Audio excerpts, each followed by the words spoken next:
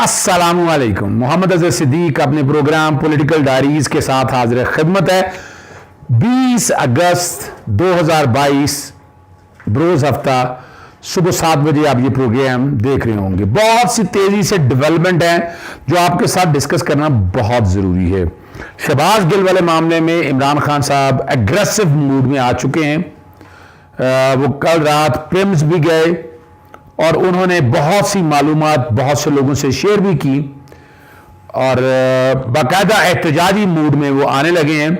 जो काम कोई 1 महीने बाद शुरू करना था एहतजाज, वो शुरू हो चुका है। यहां थोड़ी देर के लिए मैं रुक रहा हूं, जो कि एक बहुत अहम खबर है, वो साथ आपके मैं चाहता हूं यही शेयर कर दूं। Chief of the army staff general Bajwa साहब आजकल बहुत से एजाज़ात दिए जा रहे हैं, तो लग ये रहा है कि रुखसती करीब है। जो कहा जा रहा था एक्सटेंशन के हवाले से, वो तो नहीं नज़र आ रहा मुझे कि एक्सटेंशन वाला मामला चलेगा। बहुत मुश्किल नज़र आता है, बहुत मुश्किल नज़र आता है। नए chief of the army staff के ऊपर बहुत से नाम हैं, वो मैं आज तो गुफ्तगू नहीं करूँगा, लेकिन मैं उस पर बड़ी तफसीली गुफ्तगू करूँगा कि कौन कौन नए आर्मी चीफ की दौड़ में शामिल है। उनमें से कौन मुंतखब करता है, ये फैसला इदारे ने करना है। या स्वाबदीद वज़ीर आज़म की है, तो वज़ीर आज़म इस पर आपको पता है क्राइम मिनिस्टर या शहबाज शरीफ इस वक्त कुर्सी पर बैठे हुए हैं और ऑपरेशन रजीम चेंज के नतीजे में आए हैं। आने वाले दिनों में याद रखिएगा कि chief of the army staff यह बड़ी अहम पोस्ट है। जनरल राहीर बाजवा साहब के बाद अब वहाँ कौन जाएगा या इन मामलात को कौन देखेगा, ये बड़े अहम इश्यूज हैं। इस पर किसी दिन फिर तफसील में मैं बात करूंगा आपसे। अभी आपको मैं ले चलता हूँ लाहौर हाई कोर्ट में पेट्रोलियम प्रोडक्ट्स पे। पूरी दुनिया में पेट्रोलियम की कीमतें कम हो चुकी हैं। पाकिस्तान में गैर कानूनी तौर पर, गैर आईनी तौर पर कीमतें बढ़ाई गई हैं और इसमें इमरान खान साहब की गवर्नमेंट बहुत बेहतर थी कि उन्होंने जो जीएसटी था, जनरल सेल्स टैक्स की था, जो 50% से ज़ायद इसहाकदार वगैरह ले गए थे, वो नीचे लेके आया, लो डाउन किया। और महंगाई का जो तूफान इन्होंने बर्पा किया है। और बड़ी मज़ेदार बात है, मरीम नवाज़ अपने ट्वीट में कहती हैं कि जनाब मियाँ नवाज शरीफ तो मीटिंग छोड़ के चले। किस कैपेसिटी में मीटिंग छोड़ के चले? कौन सी मीटिंग की बात हो रही है? को पार्टी या गुडा गुडी खेल की बात हो रही है? उनको तो कोई इख्तियार नहीं है और इलेक्शन कमीशन इस पर खामोश है। इलेक्शन कमीशन को अपना इख्तियार तो इस्तेमाल करना है। क्यों इस्तेमाल नहीं कर रहा, ये उसने फैसला करना है। हमारा तो काम है आप तक असल हालात और वाक़यात आप तक को मैं किसी ना किसी तरह से सामने रख दूं और हम आप तक ये चीज़ें सारी रखते रहेंगे। मैंने वो ट्वीट भी साथ दरख्वास्त के साथ लगाया। पेट्रोलियम के प्राइसेस नीचे भी हैं। आर्टिकल 9, 14, 18, 4, 5, 3 इन सब की खिलाफ वर्जी है।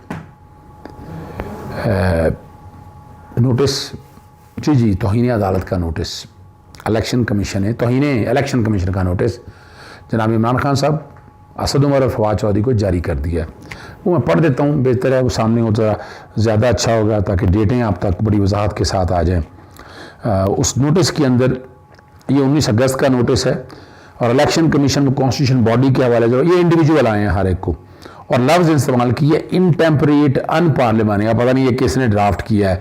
Language and contemptuous remarks, contemptuous तो समझ में आती है लेकिन इनटेम्परेट अनपार्लियामेंट्री ये मेरी समझ से बाहर है। इलेक्शन कमीशन क्या है, और उसमें सिर्फ इतना नहीं है।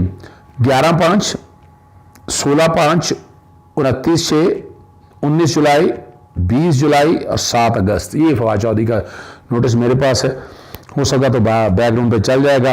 इस वक्त जो पाकिस्तान के अंदर सियासी बहरान है उसकी जो सबसे बड़ी वजह है वो इलेक्शन कमीशन का बासियत एक इदारा नॉन फंक्शनल होना है, ये बताया गया। तो इलेक्शन कमीशन भी अब टक्कर लेने के लिए मैदान में आ चुका है। वैसे तो पहले जो फैसला किया उन्होंने वो फैसला बिल्कुल आइन से मुबर्रा है और प्रॉफिट फंडिंग से होते हुए कहाँ तक चले गए वो मैं रात भी आपको तफसीलात बता चुका हूँ। तो मैं मज़ीद उसमें क्या आपको बताऊँ, मैं मज़ीद ज़रा आपको तक नहीं बता रहा। और अगला जो इशू है वो बड़ा अहम है। नैब तरामीम के ख़िलाफ़ जो है इमरान खान की दरख्वास्त पर समाअत हुई। आपको पता है जो तरामीम है सदर ने बाकायदा दस्तखत कर दिए और ये एक ऑर्डीनेंस की शक्ल में आ चुका। फिर चेयरमैन नैब की तरफ से भी चला गया कि जो रेफरेंस विड्रॉ कर रहे हैं, जो कर रहे हैं, उस पर इम्प्लीमेंटेशन शुरू हो चुकी है। ये सुप्रीम कोर्ट के सामने चीज़ उमर ताकिब बंदयाल साहब की सरबराही में 3 मेंबर बेंच के सामने समाअत हुई। जस्टिस एजाजुल एहसन और जस्टिस सईद मंसूर अली शाह इस रुकन हैं। मुल्क में अब गैर मामूली हालात हैं। एक बड़ी सियासी जमात पार्लियामान से बाहर, ये पाकिस्तान तहरीक इंसाफ के हवाले से बात है, हम तो उनसे भी कह रहे हैं पार्लियामान में वापस आएँ, ये चीज़ सबके दिमाग से। पार्लियामेंट में मौजूद जमातों की जानब से ऐसी कानून साजी का तासर है जो एक फ़ायदे के लिए की जा रही है। ये सियासी जमातें फ़ायदे में ले रही हैं, प्राइवेट बिजनेस की हद तक बहुत ज़बरदस्त कानून बेहतर किया है। इत्मीनान रखें, सुप्रीम कोर्ट कानून साजी करने का कोई इरादा नहीं रखती है। हाँ, महज आइन के मुहाफ़िज़ हैं। ख्वाजा हारिस साहब कह लेंगे कोरोना हो गया, तहरीरी दलाइल जमा नहीं करा सका और आइंदा वो टाइम मांगा है।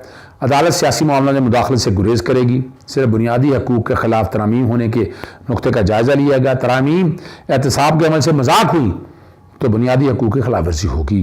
ज़ाहिर अक्सर तरामीम में मुलजमान को रायतें दी गई, ऐसा है, बिल्कुल ऐसा है जी। प्री बार्गेन वाले के शवाहिद को ही नाकाबिल कबूल यानी एक बंदा जो प्री बार्गेन करके आता है तो वो शवाहिद नहीं है भाई, वो बंदे ने क्यों माना है, वो जुर्म मान रहा है, फेस करे वो ट्रायल। फौजदारी जुर्म की नौयत के हिसाब से होती है। गिरफ्तारी निज़ाम, फौजदारी निज़ाम में गिरफ्तारी की ममानियत नहीं है। मुलज़िम बरी हो जाती है लेकिन फिर उसके दाग नहीं धुलते। ये मखदूम अली खान साहब या वफाकी हुकूमत के वकील हैं। आला अदलिया न्याय अदालत की सरकारें बरकरार नहीं रखती, ये अच्छा नहीं लगता। 68% कन्विक्शन रेट है। साबका हुकूमती जमात के 150 अरकान कौमी असम्बली का बाइकाट करके बैठे हैं। PTI को कहा था कि असम्बली जाकर अपना किरदार अदा करें। आधी अरकान ने असम्बली का बाइकआउट कर रखा है। फौजदारी मुकदमा की तहकीकात में मुदाखलत पर आज खुद नोटिस लिया था और इमरान खान साहब के वकील जो हैं ख्वाजा हारिस की दूसरी तरामीम में जवाब जमा कराने की मोहलत लेगी और समाअत जो है वो 1 सितंबर तक मुलतवी हो गई है। ख़त जारी कर चुके हैं नैब का, वो मैं आपको पहले भी बता चुका हूँ कि उस ख़त के ज़रिए कौन कौन से केसेस विड्रॉ होने हैं, किधर जाने हैं, वो भी तैयार हो चुका है। इसमें एक बहुत अच्छी तरमीम है और वो तरमीम है प्राइवेट लोगों के हवाले से कि प्राइवेट लोग जो है ना वो फ़ायदा ना लें, सॉरी जो फ़ायदा जो नैब में पकड़े जाते हैं और बेचारे और कारोबार तबाह होता है। बड़ा जुल्म है। मैं कई ऐसे केसेस हैं, गरीब लोग हैं कि उनके केसेस हैदराबाद में दायर किए हुए हैं। अब लाहौर से वहाँ तक जाने में कितना करोड़ों रुपया खर्चा आ गया होगा और अभी तक करप्शन कोई नहीं है। एंटी मनी लॉन्ड्रिंग के केसेस हैं, कोई ताल्लुक नहीं है करप्शन या करप्ट प्रैक्टिस से, लेकिन नैब अपना इख्तियार नैब के कवानीन के तहत इस्तेमाल कर रहा है। वो भी हैरान कुन बात है, समझ से बाहर है कि कैसे या तो नैब की कोई ऑफेंस हुई हो ना, नैब की तो कोई ऑफेंस भी नहीं है। इसके अलावा और कई मामलात हैं कि जहाँ फ़र्द जुर्म भी आयद कर दी जाती है, हालांकि फ़र्द जुर्म आयद करनी बड़े ध्यान से रिकॉर्ड से 265D को सामने रख कर देख कर कर रही है। ये वो मामलात हैं जिन पर बहुत तवज्जो की ज़रूरत है। और अगर और ये ज़ाहिर जो नज़र आ रहा है मुझे कि नैब की तरामीम जो हैं, जो कि सियासी जमात मौजूद नहीं है, ये वापस पार्लियामान को भिजवाई जाएगी कि पार्लियामान में बैठ कर इस पर अमल दरामद करें। इन बिटवीन जो लोग फ़ायदा ले जाएंगे, कल पॉसिबिलिटी है कि वो दोबारा इस अपना शिकंजे में आ जाएंगे।